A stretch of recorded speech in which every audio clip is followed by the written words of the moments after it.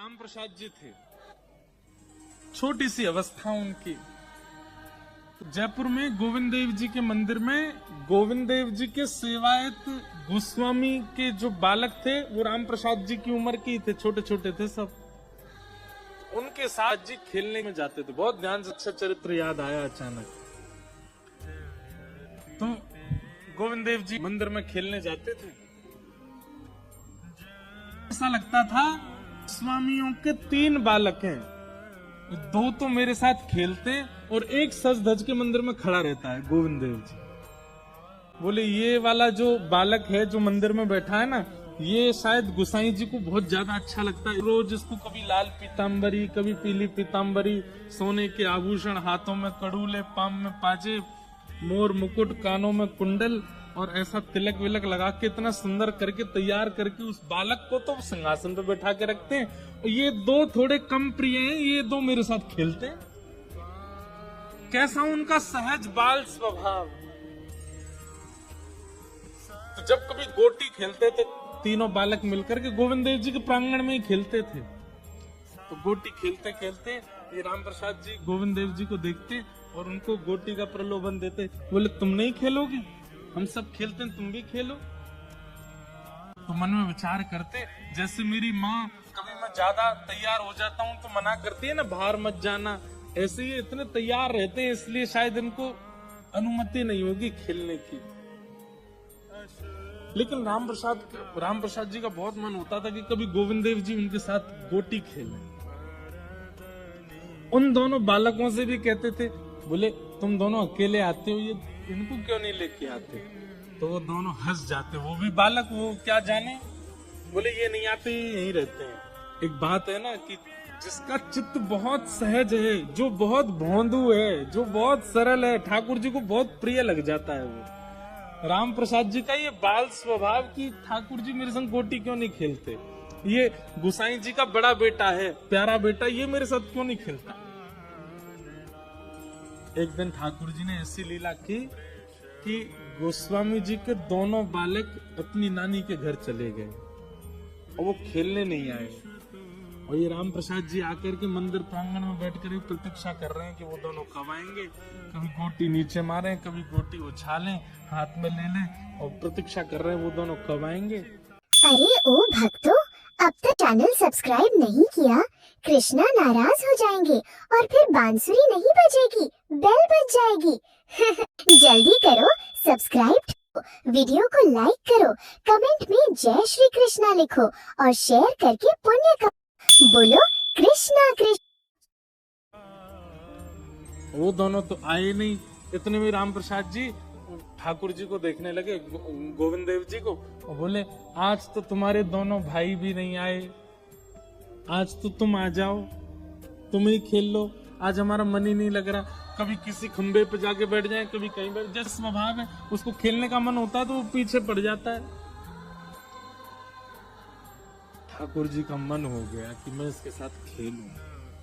तो तभी ठाकुर जी ने देखा कि एक द्वारपाल बैठा है और एक गोसाई जी अंदर डोल रहे हैं। तो द्वारपाल को तो अचानक इतनी जोर की लघु शंका आई कि वो उठ के भाग गया। और गोसाई जी को बहुत जोर की भूख लगी आई तो वो भी चले गए प्रसाद पाने।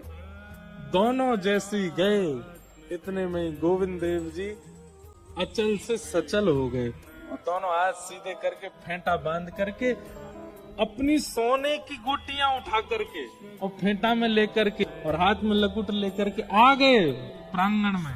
और प्रांगण में आकर के बोले चल अब खेल मेरे साथ। और राम प्रसाद बालक के साथ में गोविंद देव जी गोटी खेलने लगे। वो बालक खेल में तो उसकी कमरुचि, ठाकुर जी जैसे चले, ठाकुर जी जैसे बैठे, ठाकुर जी जैसे मुस्कुरावे, ठाकुर जी जैसे जो नैन मटका में, वो तो उन्हीं पे ही मोहित होता जा रहा था। इतने सुंदर लग रहे थे ठाकुर जी। नैनाभिराम बंक मुस्कान, नैनाभिराम बंक मुस्कान,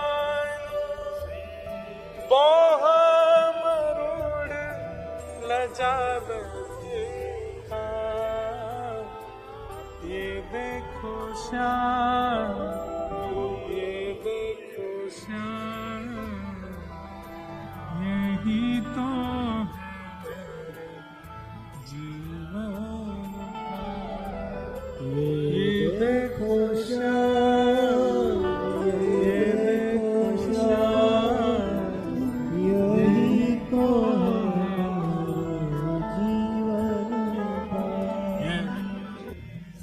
कैसे ठाकुर जी बोले नैनाभिराम। अभिराम ने ठाकुर जी की बांह हिलने पर पागल हो जाता है, इतने सुंदर हुए ठाकुर जी। बांह मरोड़ न जावत था,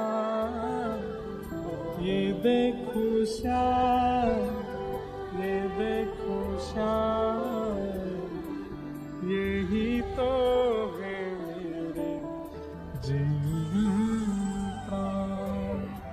ये देखो श्याम।